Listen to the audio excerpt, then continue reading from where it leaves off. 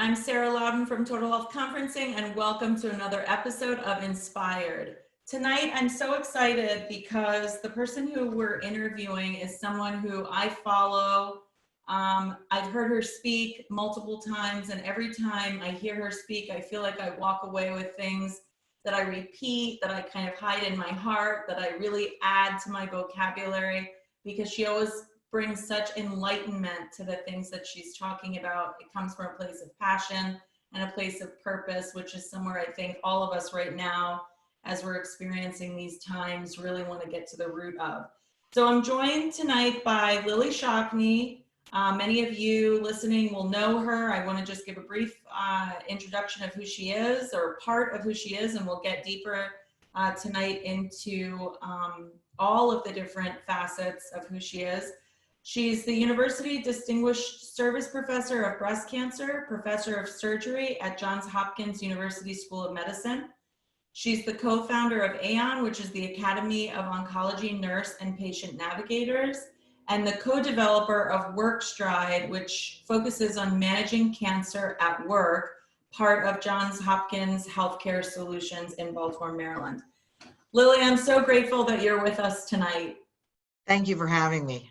You know, this is as part of the series where we get the opportunity to kind of get behind the person behind the podium.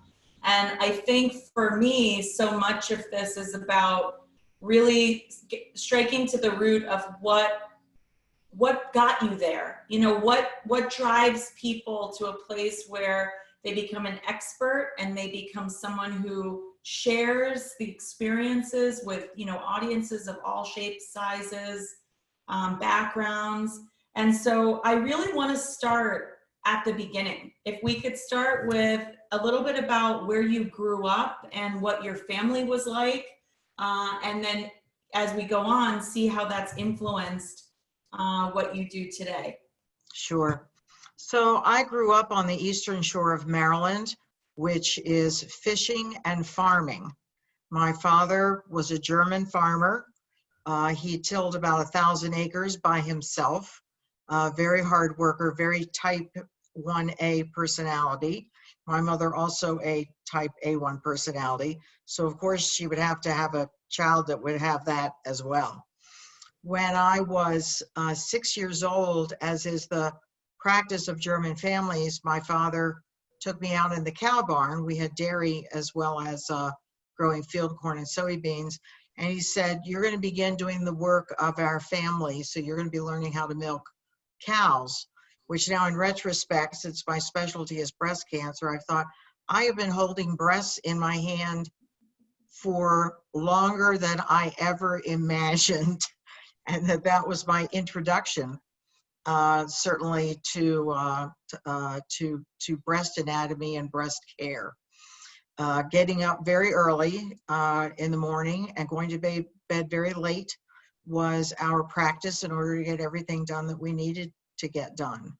I went to a public school that was only 2 rooms. You don't see them anymore. First and second grade in one room, third, fourth, and fifth in the other, and a music room upstairs. And those teachers were wonderful, Mrs. Spencer and Mrs. Price, in letting every student know that they could be anything they want to be. Now, the practice, though, where I grew up was, for the boys, you're going to be a fisherman or a farmer. For the girls, you're going to be the wife of a fisherman or a farmer.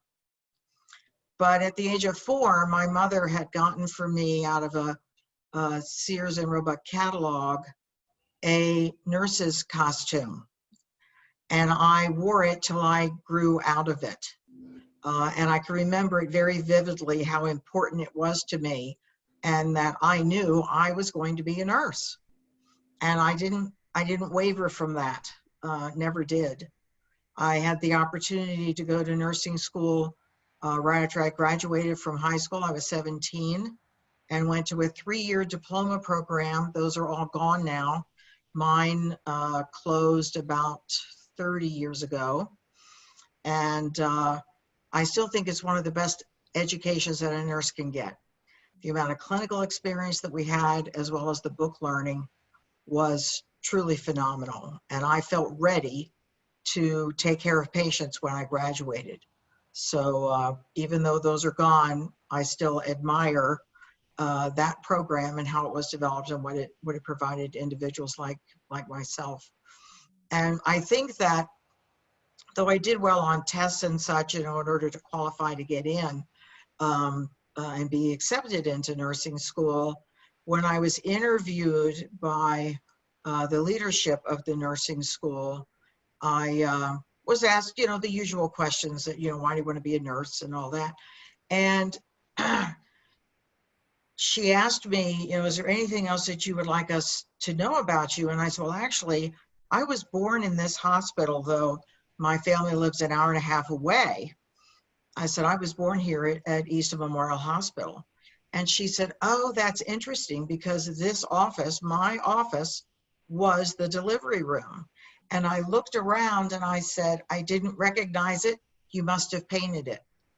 And that made her laugh. And she said, that just got you into nursing school. I'm not looking at any other of your papers. Wow. Wow. How incredible. How incredible. Just to ask, because it was kind of like a given that people would become fishermen or farmers or the wife of it, how did your family take this passion that came early on, that I'm going to be a nurse and I know that this is what my future holds?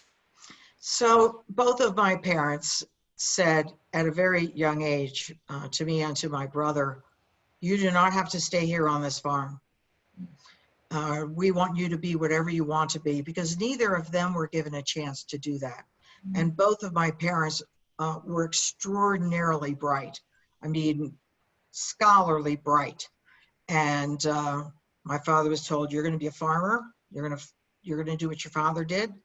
And my mother was told, you're going to be the wife of a farmer. And she wanted to be a school teacher or a nurse. So I saw her yesterday. I was with her yesterday. She's 92. And she said, I have lived my aspirations through you, which I thought was a wonderful thing for her to tell me. Wow. Wow. Well, God bless her. But I'll tell you, in high school, I wasn't a very popular student among other students. There were several very unfortunate things that happened. One was when I started high school, my first year, 9th grade, a letter was sent out to just a couple families, 3 families actually, saying, we are rezoning the school district. And I was now going to be going to the rival school, and this is like West Side Story kind of rival schools. It's that kind of, you've got a switchblade in your pocket. And so they said, you're going to be going to Rock Hall High School. My brother was a senior, and if he had transportation, he could finish his education at Chestertown High School. So my first day at the rival school, I was given my number that said what my locker was, and turned the combination, reading it, opened it, and on the floor was a dead rat with a tag around its neck that said, go back to Chestertown. Wow. And that was my experience for 9th, 10th, 11th, and 12th grade. Wow. Wow. And that was tough. That was really tough. My mother would come to basketball games, and when Chestertown was playing Rock Hall or vice versa, she would sit on one side during the first half and the other side during the second half. And I thought, how difficult is this? And she tried so hard. I mean, she went to everybody that you possibly could go to and say, please don't do this to my child, please.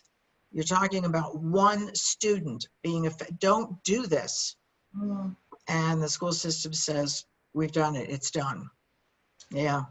Do you so think I had to have stick-to-itiveness, because I knew I wasn't going to have friends, and I had to be very focused because everyone else was content to be farmers and fishermen and wives of farmers and fishermen. Right. So I wasn't going to persuade somebody to go to nursing school, and I wasn't going to try either. Yeah. I just was going to hunker down and do what I needed to do, and knew it had a beginning and an end of 4 years. I've always said a woman can deal with anything when she knows it has a beginning and an end. Mm-hmm. It's when you're in limbo and you don't know, things can get a little rocky. I said, just like having a baby. You might think you're going to be the only mother to be, that baby is never coming out. The baby will come out. Either it'll come out on its own or somebody will go in there and fetch it to get it out. But the baby will come out. And I thought 4 years, and then I go to nursing school, and then I'll start doing what I believe I meant to do. So as you were talking, I was thinking, you know, so much about you and who you are as a trailblazer and a trendsetter and someone who sees a system with limits or sees a system without foundation and gets in there and develops that and does it despite challenges, does it with limited resources, does it maybe at times where other people say, what are you doing, Lillie? Like, this is, I feel like maybe the experiences you had at that like formative part of life, high school, probably gave you so many tools that most people don't have. And you don't necessarily know it when you're that young, Right. that this is going to help shape you in a positive way. Because all you can do is just say, I'm friendless, and I feel like such an outcast. Yeah. And my mother said, there are extraordinary things ahead of you that will make up for all of this. And I said, gee, Ma, I hope you're right. I really hope you're right. She said, I know I'm positive of it. She said, I'm positive of it. And she has always been a believer of, she actually said this to me yesterday. She said, when I talk about you, I tell people, if Lillie has an idea to do something that she knows is going to make a difference for one person, for millions of people, whatever that it is, either help her or get out of her way. She says, those are the two options you have. No, I love and it. She's right. I have been told many times, oh, you can't do that. Oh, you'll never accomplish this. Oh, that's been tried so many times. Okay, that doesn't mean that I'm not going to accomplish it. If I set out I'm going to do something, I have committed myself. And when passion and purpose come together, extraordinary things will always happen. Always. Absolutely. I love that story. I'm sure not a lot of people know that. And so I'm really grateful that you shared that, because it does give us an insight into, you know, some of the ways that you operate. Another thing that you were saying was, you know, women can get through anything when they have a start and finish. And I believe that. I'm the mom of 2 boys. I don't have any girls. And I do still maintain that there's something about the female spirit that just has that completion in mind. It's like it's wired in us in some way. And I think that for a lot of reasons now during COVID-19, the way or the feeling that many women have is, if someone can just tell us how long, if you can just tell me as a mom, how long will I need to homeschool? Or how long will I need to tell my teenager that he can't go out? How long will I be working from home or not being able to see friends and family? And the fact that we don't have that answer, I think, strikes to the core of what you said. You know, we can do anything, but this time in life is so difficult. And I want to know if you liken that to a diagnosis of breast cancer, where there are so many unknowns on the other side of the diagnosis that kind of rock a woman, you know, and to a certain point, men that are diagnosed with breast cancer rock people to the core that says, wait, what's next? Do you feel that?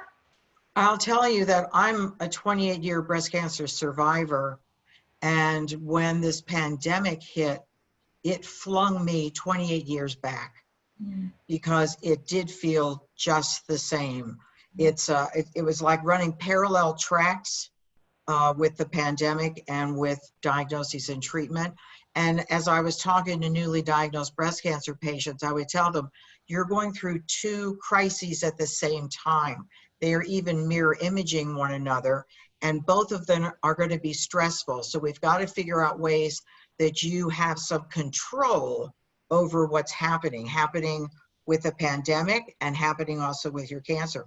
So you're right that, you know, you've got breast cancer is, oh my gosh, now we've got to figure out some information about your breast cancer that we don't know yet. And that can take time to get the prognostic factors known, and some additional imaging, maybe some scans to find out, to go beyond where we right now know that it has gone. And that's just what we saw with COVID-19 of, we don't know much about this. We've got to look at it this way, got to look at it that way. Maybe this will work, maybe that will work. And that's what we do with treatments. Let's try this treatment. Oh, that one doesn't seem to work very well. Scrap that. Now let's look at something else. And it's how long is this going to go on? Anxiety, really like post-traumatic stress syndrome. That but I'm a believer we can always find things that we do have control over. And if we hold on to those things and remember those things, they'll help ground us. That they really will. So in the world of breast cancer, I want to empower women so that they can actively participate in the decision-making about their treatment. I don't want things done to them. I want things done with them. I want them to be part of their own multidisciplinary team. I want their voice heard. And if she says, I want to do X, Y, Z, and this is my rationale based on what you've told me and what I've read, now tell me if you agree, or do you think something else is better and why, then she is engaged and she does have a sense of control. Having a date when treatment starts, so you're out of limbo. Oh my gosh, you know, get her out of limbo is so very, very important. And things can go get very rocky later. She may end up with metastatic disease. And even though she did everything that she was supposed to do to not end up with distant recurrence, there were some rogue cells that got away, that went elsewhere, and they sat there dormant, and then something woke them up. And we're still learning about with COVID-19. Well, you know, this patient has recovered from it. Have they? What do you mean by recovery? Right. Define that for me. This person survived COVID. Okay. Do they have any long-term side effects? Do we need to look at late effects down the road that we don't even know about yet? That is just like cancer. Yeah. It's the same situation. Yeah. You know, I'm going to kind of jump ahead in terms of my own thought process with my discussion with you, because as we touched upon metastasis, the times that I find, or that I have found in my listening to you, I mean, as a medical educator myself, I'm at a lot of different meetings. I try to keep myself abreast of the different things that are happening. So I'm always listening to webinars and reading papers and things. And every time I've ever encountered you, I always feel like it's so personal. I always feel that. In fact, when I was telling my girls to try to get you on our show, I said, every time you encounter Lillie Shockney, she could be, I'm in a sea of hundreds of people, and she's at a podium and she does not know I'm there. She doesn't know anything about me, but I felt like I had a one-on-one with you. Yes. Yeah. And I think I know part of that is because the interaction is so authentic. You're speaking from a place of not just learned expertise, but experience. Yes. And that's what I think your superpower is. I think that you have this thing that makes a woman who's not diagnosed, next to an early stage, next to a woman with metastatic disease, you make us all feel like you're talking to us, because you are talking to us. I am. And yes. It's such a beautiful experience, because in so many forums and venues, you're being talked at, you know, which is not a bad thing. You're getting information. You came there to get information. You discern, you walk away. But this is like a dialogue, and I want to get into metastasis because I remember, or metastatic disease, I remember a place we were all at, and it was like the celebration of breast cancer patients, and we did a lot to make it kind of lively and pink and girly and all of these things. And I remember you came and you were wearing a hunter green sweater. And I thought to myself, she knew she was coming to a breast cancer empowerment thing. Like, why isn't she in pink? And one of the first things you said at the podium is, like, pink isn't breast cancer.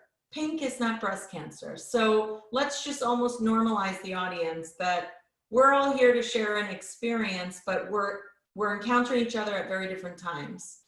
And so this kind of hopefulness and life after cancer and all of this stuff that's all embodied in early stage is a very different message from metastatic disease. Yes. So I want to ask you to talk about when you first had that moment where you said, wait a minute, same audience where these women were told a diagnosis, but very different messages. And I want to make sure that that gets through. How did you come there? I came there through actually two directions. One was when I was 12 years old, my mother's best friend was diagnosed with metastatic disease from the onset.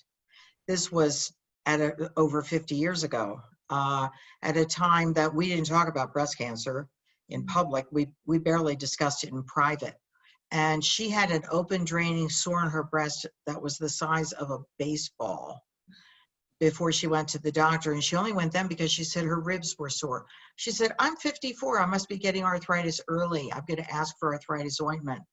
And she saw her doctor, and he pulled in some other doctors, and she was there all day. And of course they gave her horrific news. They said, you've got advanced metastatic breast cancer. It's fungating. It is in your liver, in your lungs, in your right hip, in your spine. And we only had one drug to offer back then, 55 years ago. And we did the old total radical mastectomy that Dr. William Halstead at Johns Hopkins perfected. Though it did save many women's lives, it was a god-awful procedure to have done. And she was also told she would have radiation from her neck down to below her hips.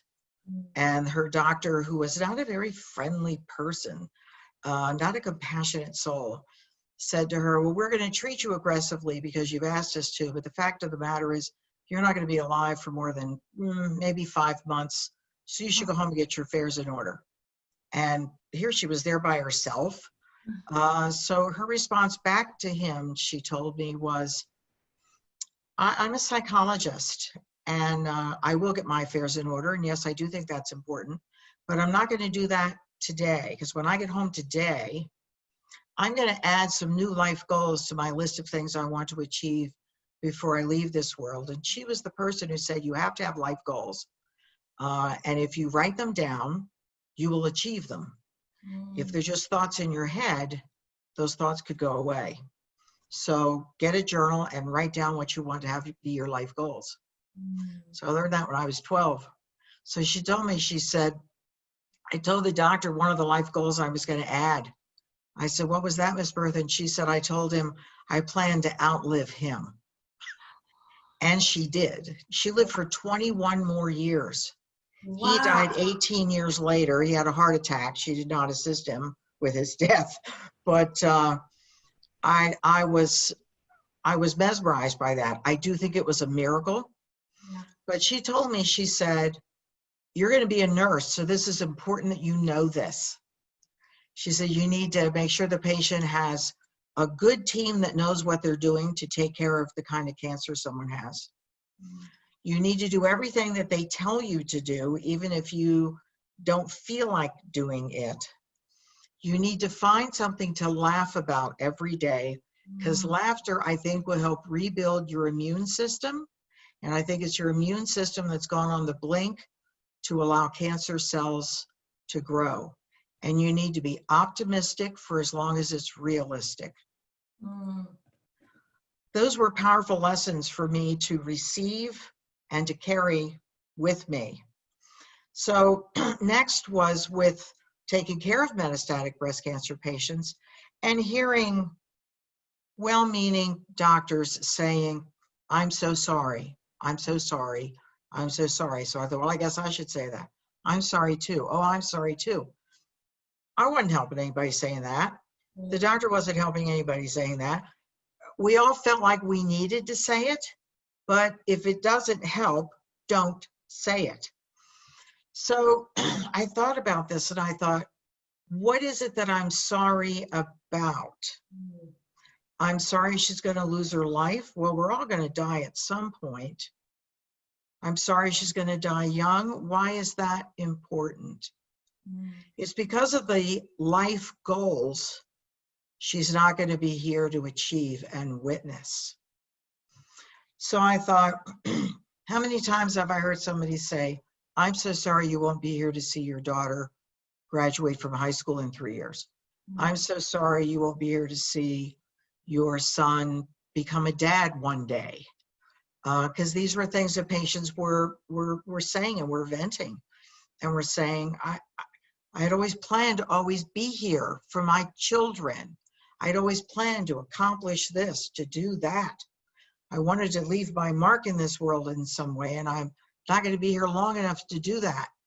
And it takes me back to, don't tell me that that you can't leave your mark. Don't tell me that you can't accomplish something, that you can't leave a legacy. You may only be here 1 or 2 more days. I'm going to work with you to figure out how you're going to leave your mark, and you are. So I had been conducting survivor retreats since 2001 for women stage 0 to 3 who had had difficulty emotionally re-engaging in their life in a healthy way. These were 2 days, 1 overnight stay event. They went very well. Those women were setting new life goals.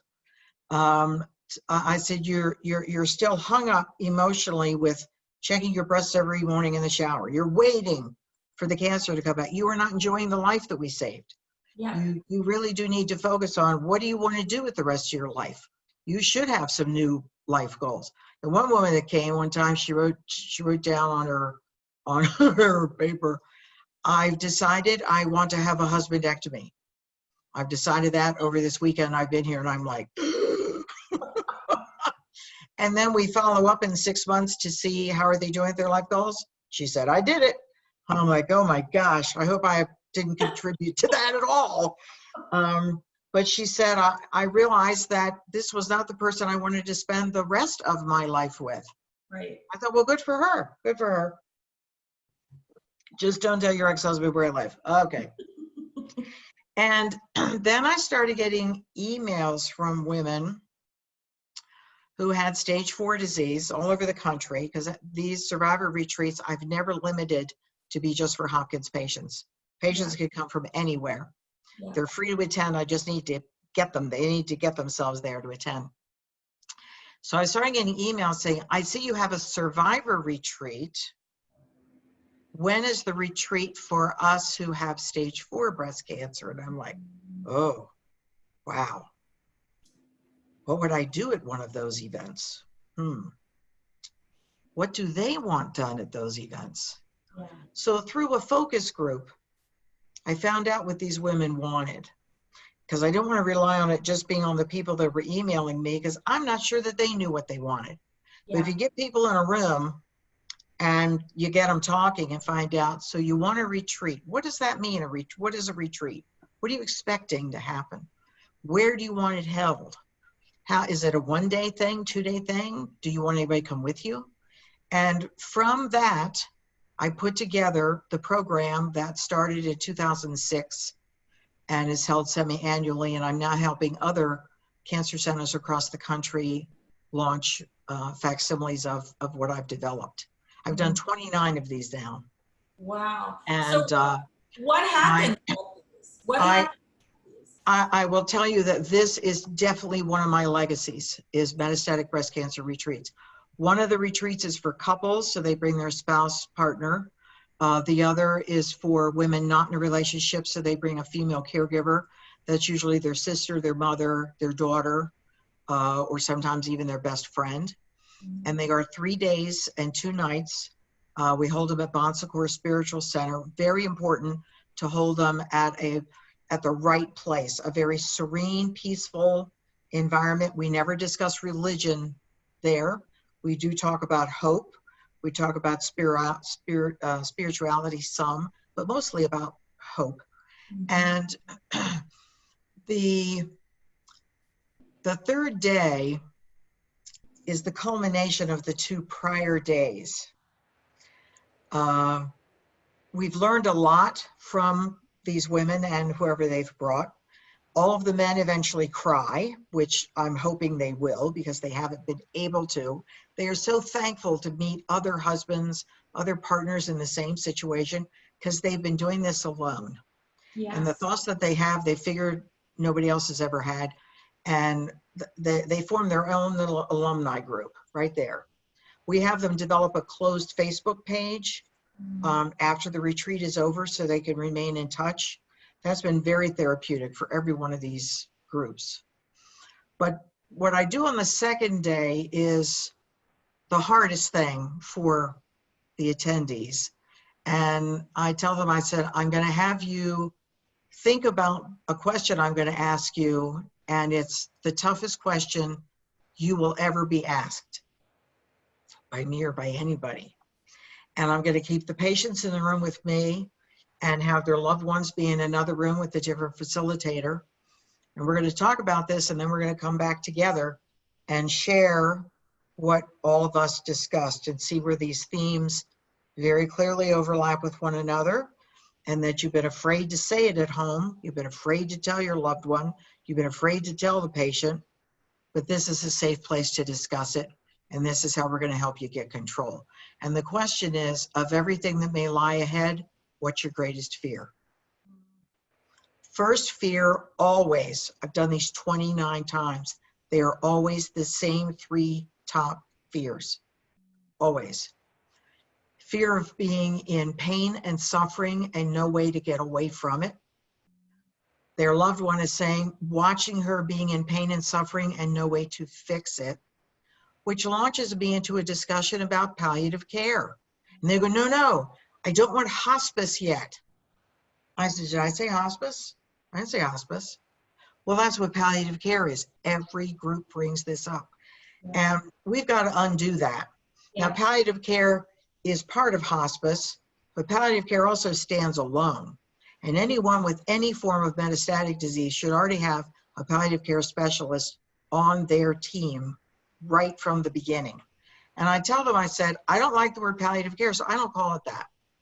I call it quality of life restoration or quality of life preservation, because that's what we're trying to do. We're trying to manage the symptoms well enough to restore quality of life or maintain your quality of life. Who would not want that? I want that. Right. Everybody would want that. And I give my dad as an example of someone that, wow, his definition of palliative care is really kind of scary. He died 6 years ago of his metastatic disease, and he coughed and got severe back pain, which I figure was probably a fracture. He had a lot of metastatic disease in his bones, a lot of soft tissue too. And his medical oncologist put him on opioids, so he slept around the clock. And I didn't know this for 3 days till my mother called me and she said, your dad says he doesn't want to live anymore like this. And I said, like what? And then she said, he coughed and he's hurt his back. And I called the doctor and he's put him on these drugs and now he's just sleeping. I said, well, I guess he doesn't want to live like that. So I said, give him the phone, let me talk to him. And I said, Dad, have you ever heard the word palliative care? He goes, I know what that is. I said, tell me what that is. He said, that's where they put the patient in a hospital bed in a room by themselves with the side rails up so they can't get out. Forget about patient safety. And they have an IV hooked up that's got morphine in it and it drips at them all the time, makes them sleep. And then someone is assigned, which broke my heart to hear that word assigned. Someone is assigned to check on you every 24 hours to see when you died That's palliative Oh, care. So I thought, yep, not going to use the word palliative care. So I said, Daddy, I'm making an appointment for you tomorrow morning with Tom, our quality of life coach here at Johns Hopkins. I think he has some ways that he can get you off these drugs and get you feeling better and restore some of your quality of life. Well, he said, I'll take that. Okay, let's do that. yeah. So I then contacted Tom and I said, my father is a German farmer, very stubborn. He must feel productive or he feels he should be dead. He told me the same thing. If you're not productive, you should be dead. When we were milking cows, cow didn't produce as much milk as she had been. We slaughtered her. Yeah. And that's what I grew up understanding, that that's what's going to happen. So I also learned from my dad that when his doctor said to him, well, Mr. Diker, you're not a cow. My dad said, you don't understand. I was raised to believe I'm no better than one. Ooh. That told me a lot about that patient. Yeah. So I told Tom, I said, my father's a farmer. He needs to get back out on his tractor and his combine. Right now he's picking corn and soybeans. And right now he's in bed. I think he's probably got a fracture from what I can tell. And I'm hoping you can offer him something different.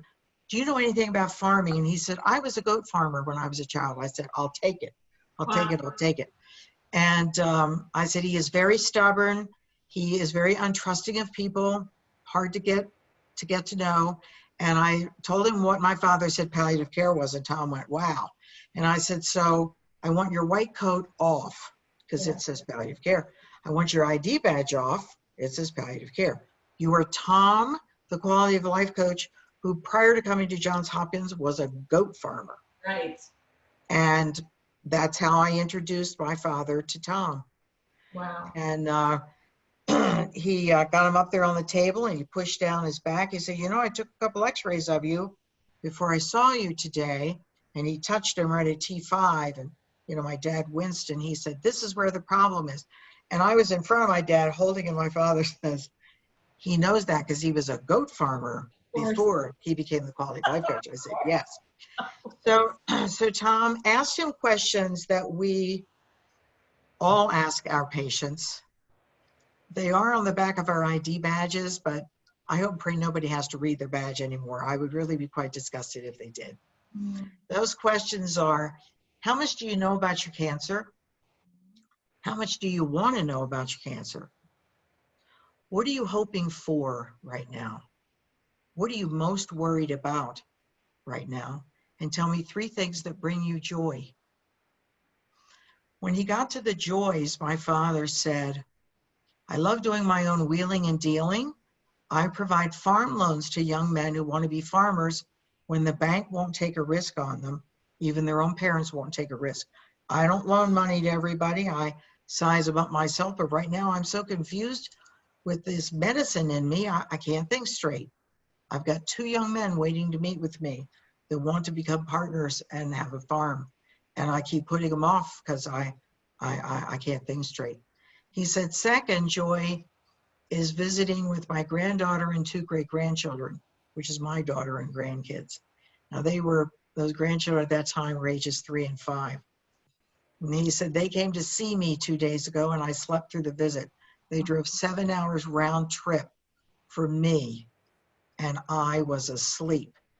And he said, they are joy, they are honest, they are hope, they make me laugh, and they are our future.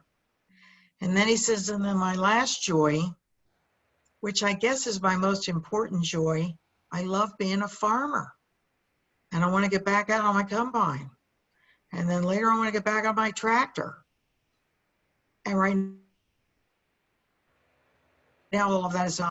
And Tom said, those 3 joys are how you define your quality of life. Yeah.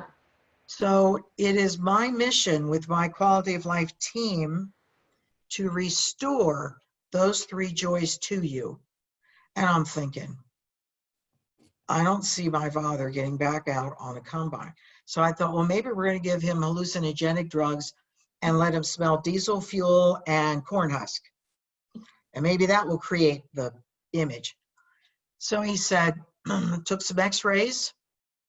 I see where the problem is. I'm taking you off of these drugs now. Tomorrow, with your permission, I want to do nerve blocks and vertebroplasties. And I think in about 9 or 10 days, you will be able to be back out on your combine. Wow. And I said, Tom, do you mean this? I was in tears hearing this. And my father said, that's great. I said, yes, that is great, Daddy. The next day he had the procedure. 10 days later, my father called Tom cell phone to cell phone and said, guess where I am? Oh. Tom said, I know where you are. I can hear where you are. I hear the engine running. What are you picking? He said, I'm picking field corn. And he says, and I'm doing what you said. I'm only out here 30 minutes at a time, and I've got other people helping me. He said, people I've helped to become farmers. He said, my wife's down there at the turn row to pick me up. He says, after I finished my 30 minutes, he said, I gave a farm loan this morning to 2 young men. I am confident we'll be good farmers. And later this afternoon, my granddaughter and 2 great-grandchildren will be coming to see me. Thank you for giving me my life back. Life is good again. That's palliative care. And these women then get it. They understand it, and they demand it as they should. So that's huge, of this pain and suffering haunting these women and believing there is nothing that can be done. Their second fear is being forgotten. My children are 3 and 4 years old. They won't remember me. My husband probably will remarry. I've told him that he should. But I don't want to be forgotten. And I also wanted to be here to see my daughter walk down the aisle on the arm of my husband. So rather than me saying, I'm so sorry you won't be here, I say, we're going to develop alternative ways for you to still be here. And no, it's not as good as you actually being here, but it's a pretty good second, and I'll tell you why. I said, we have over here on this long wall, boxes of boxes organized of cards. Some of these cards have been hand painted just for you by artists. Some of them have been made by crafty scrapbook clubs. Some of them have been purchased, very high-end, expensive cards, because people understand what they're for. They're for high school graduation. They're for when you get your driver's license. There's for your sweet 16 birthday, for when you go to college, when you get your first job, you know, when you get married. And I said, what do you want to tell your child on that day? And I said, these are free for you to take home with you, because cards are very expensive, and I don't want this to be an additional expense for you and for your family. So take these away with you. And then I tell them that I have been privileged to be contacted by children who are now adults to thank me for having their mother have cards for them. And I tell whichever retreat I'm doing, I tell them, I said, there's one story in particular that will never leave my mind. I said, I got a phone call from a young woman I'd never met. I said, I answered my own phone. Lillie Shockney, may I help you? And this young woman says, this is Lillie, tell me your last name. And I said, Shockney. Oh my gracious. She said, I've actually found you. And I said, how can I help you? And she said, you have no idea how much you already have. She said, when I was 10 years old, which was 14 years ago, my mother passed away from breast cancer, and you were one of the people taking care of her. And she said she was in and out of the hospital a lot. And when she would come home, my father would recruit my mother's sister, my Aunt Sarah, to come over to her house and help take care of her with him. And I would hear my mother say to Aunt Sarah, Lillie said to do this and Lillie said to do that, but I didn't know who Lillie was or what you were telling my mom until my mother died and my Aunt Sarah became the keeper of my cards. And she said, every milestone moment in my life, there has been a card from my mother, and inside she has written with her blue pen her words of wisdom, her motherly love, and her hopes and dreams for me on that day or for that experience. And she said, I wanted to find you, not knowing your last name and not knowing if you still were at the breast center at Johns Hopkins. And she said, and thank God you are, because 3 weeks ago, I got married.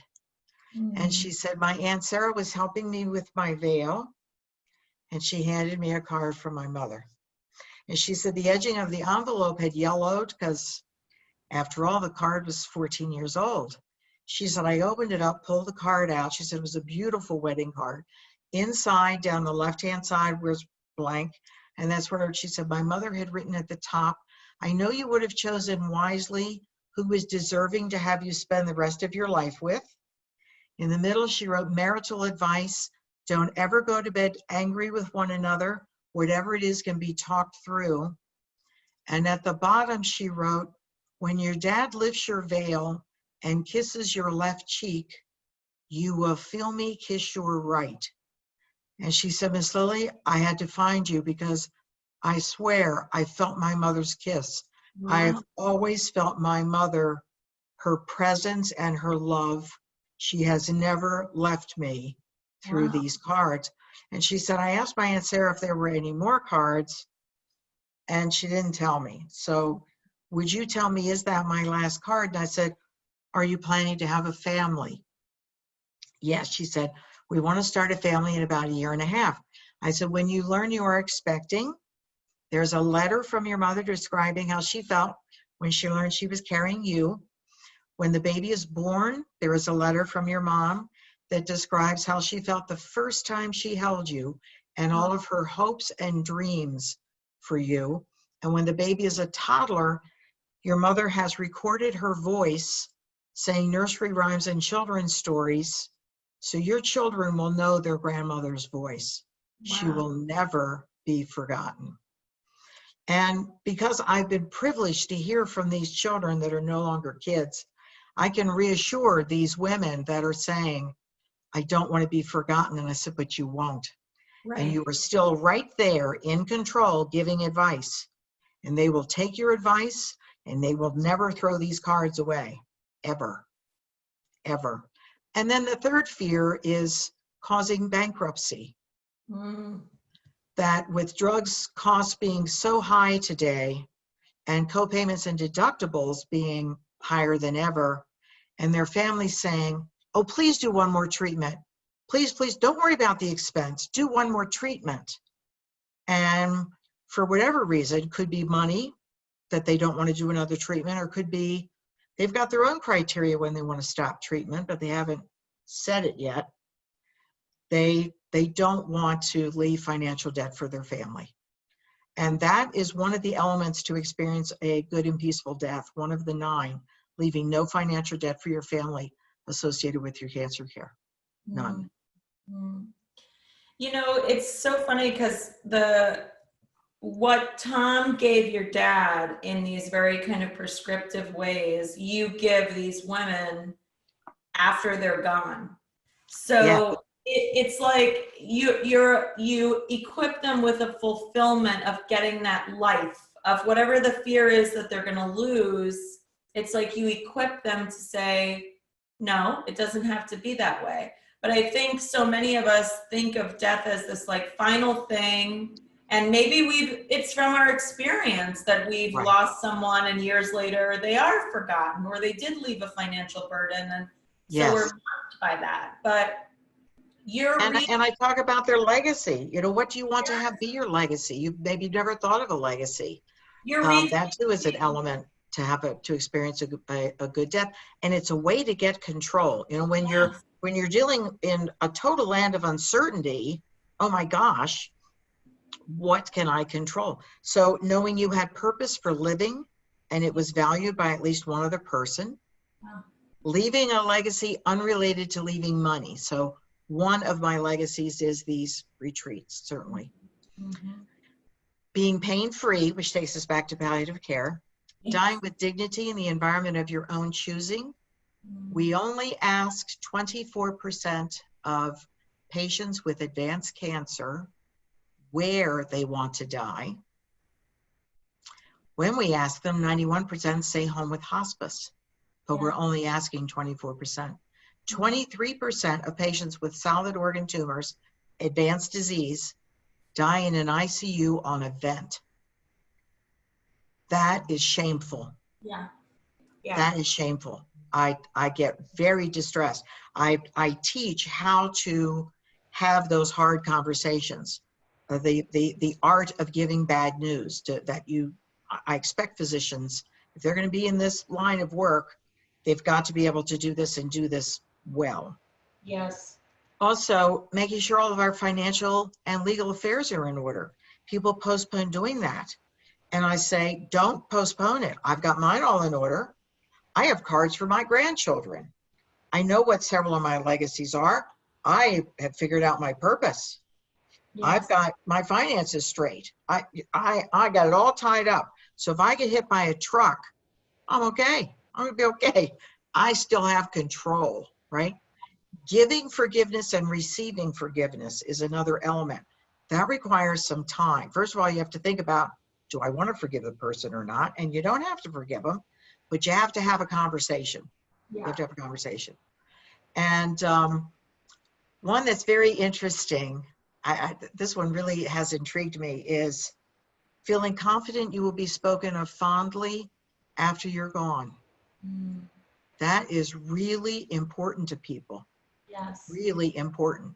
And when you think about it, that makes perfect sense, because it's like they can say whatever they want to say now. I'm not here, right? They can go ahead and say it. But we do want to be thought of thoughtfully, and that we did do good, while we were here, and that we have left our mark in a positive way. And then feeling connected spiritually to a higher power, which for some already is with them, even at the time of diagnosis. Others may not reach that till the nth hour. I let that happen as it needs to happen. It's not something that can be pushed upon people by any means. Yeah, yeah, it's such a personal thing.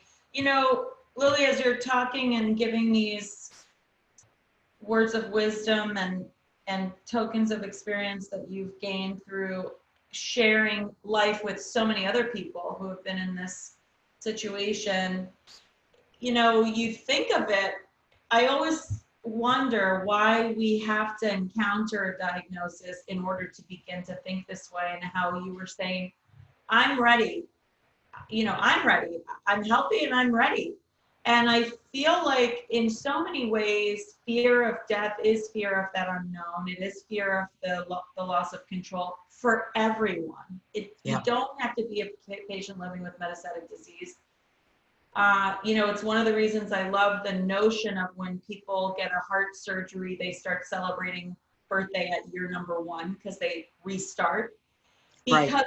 it reframes life. It tells you, like, number your days, because something happened to remind you that your days were always numbered.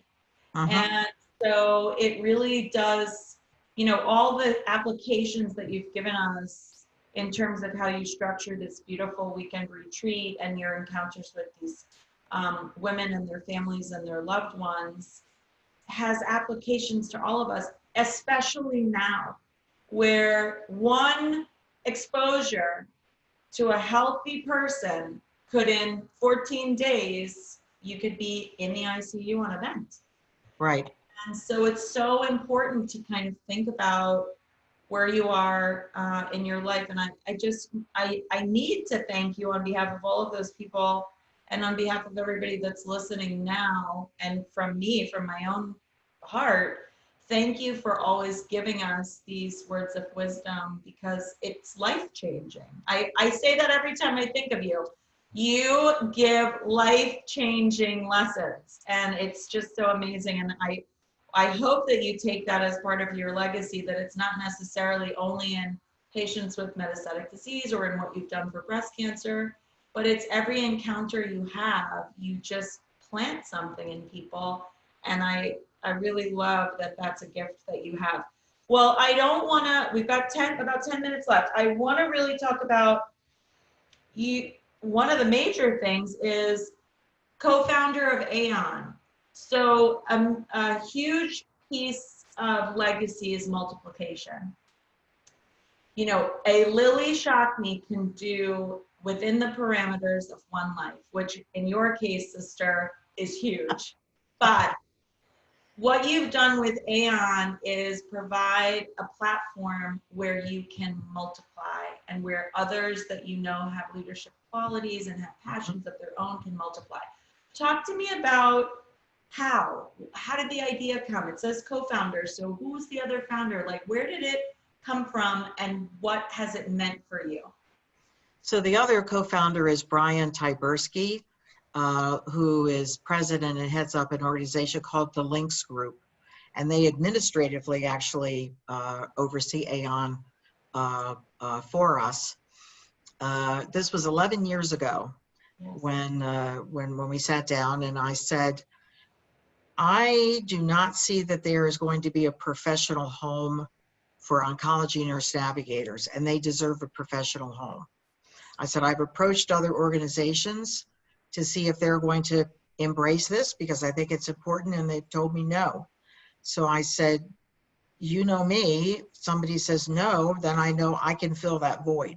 But I first want to make sure someone wasn't already going to do it, and could I help them do it? And when I learned, nope, not going to do it, I said, well, then I will. And some of these people didn't know me. So they're like, Lillie, you have no idea how much work this is. I said, yeah, I do. I don't think this is going to be possible. And I said, you know, you're underestimating me, and this is going to be fun. Yeah, yeah. Right? So we now have more than 9,000 members and still growing. And this year we've had to do virtual conferences, which has been what most organizations have needed to do. But even in the virtual setting, I see the enthusiasm, the excitement, the passion, the compassion that these individuals have. Some of them are brand new navigators, other ones been doing this 15, 16 years. I started our nurse navigator program at Hopkins in 1997. Wow. So I've been doing this a really long time before nurse navigator was considered a word. And that resulted in me being considered the mother of nurse navigators. I'm like, oh my gosh. But the number one thing that an oncology navigator does is serve as a patient advocate. Yes. And I don't think there is a patient that doesn't need a patient advocate. Even I need a patient advocate when I am dealing with a health crisis, whether it be cancer or something else. I'll tell you an ironic story as a patient advocate. I have traveled breast cancer that road a couple times.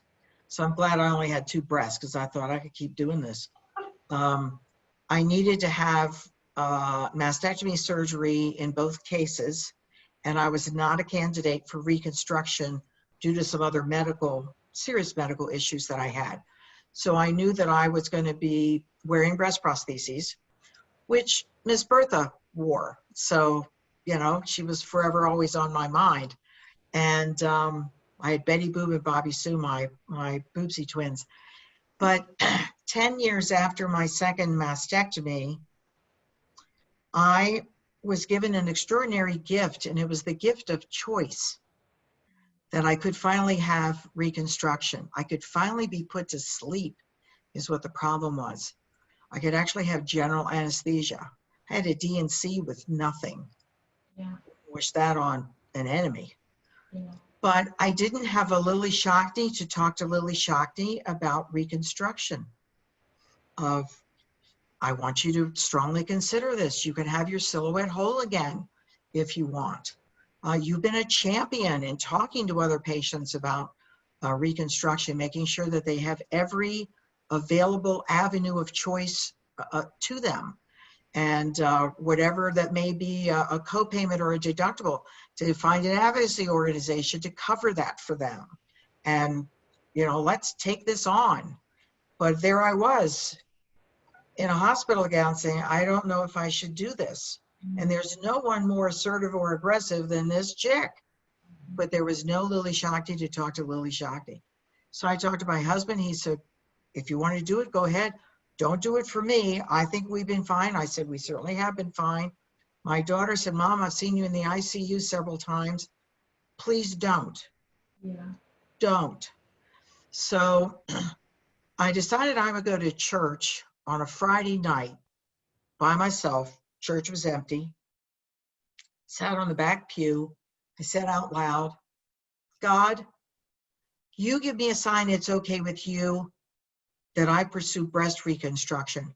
And if it's not okay with you, that's fine, because I've been fine with these prostheses and I could live with them the rest of my life. Not a problem. As I'm walking out of the church, I'm thinking, I'm not telling anybody I've come to church and talked to God up here in the air.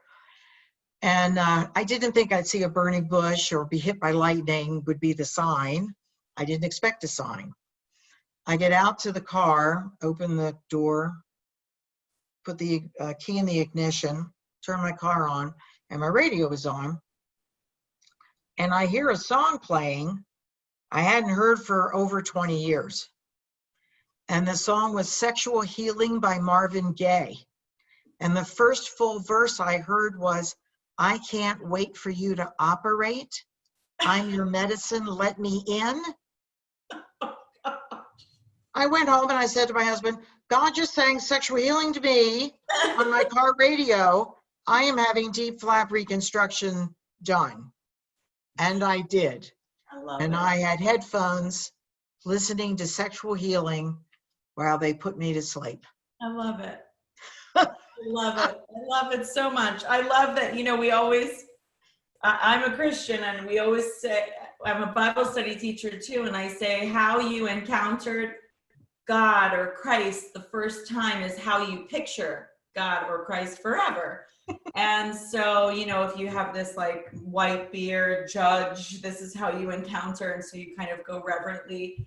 And so I think it's just so hilarious that God has your sense of humor and you have his sense of humor in the way you communicate with each other. I Yes. really, really love that story.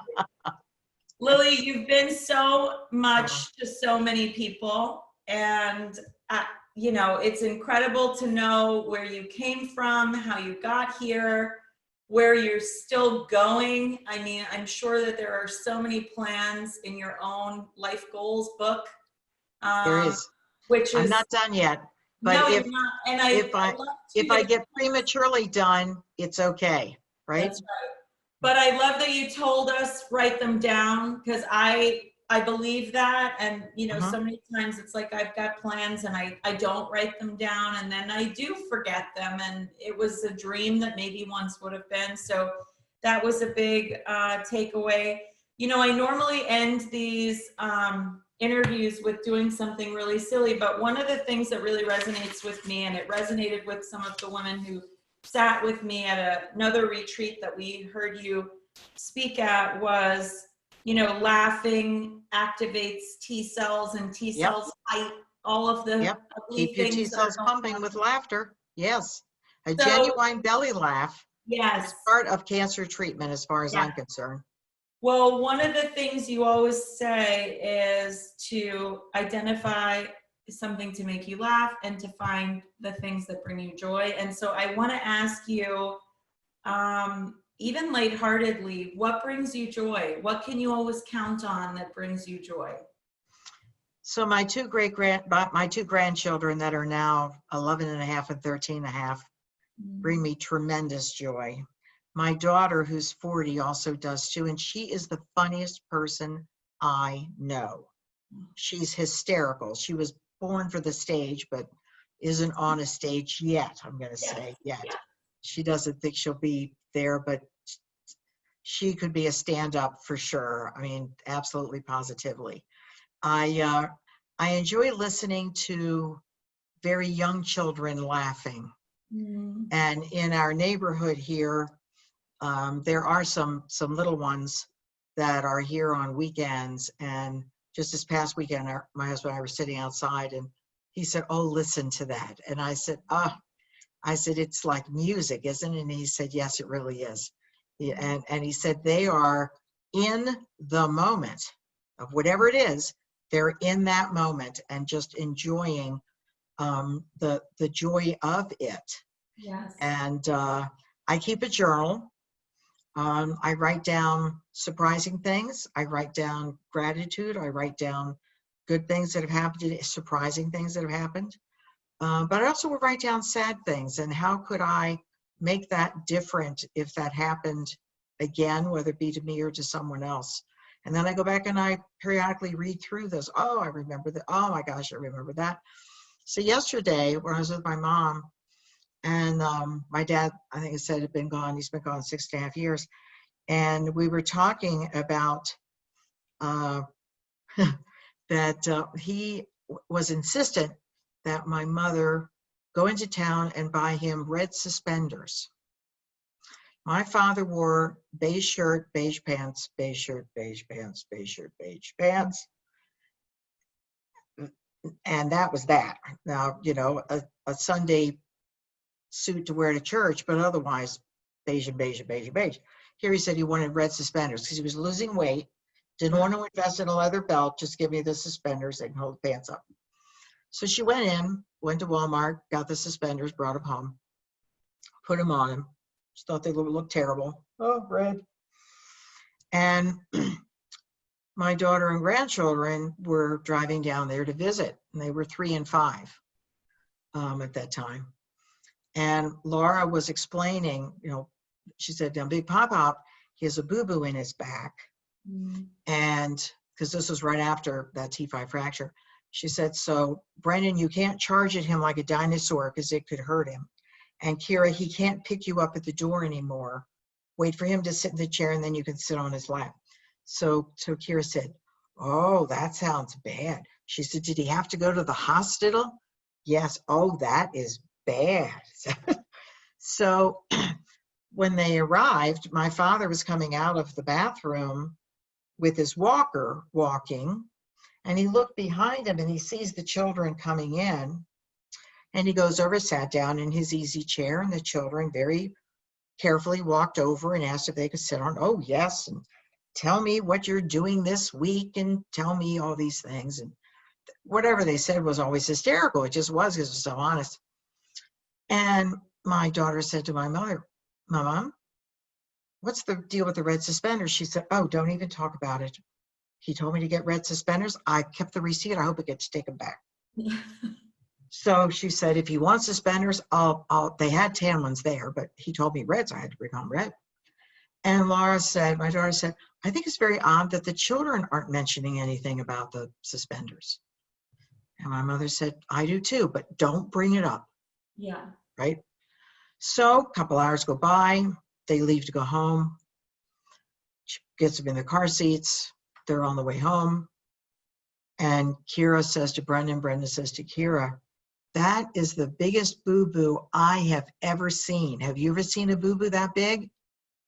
Brendan said, I haven't even seen one that big in the hospital. And Laura says, children, you can't see Big Pop's boo-boo. Brendan said, yes, we can. It's got a big red X on it, which is what they saw on his back when he was coming out of the bathroom. So even at a time where we're dealing with serious illness, and my mother was thrilled, she did get to take the suspenders back. Very good, very good, very good. Oh my goodness.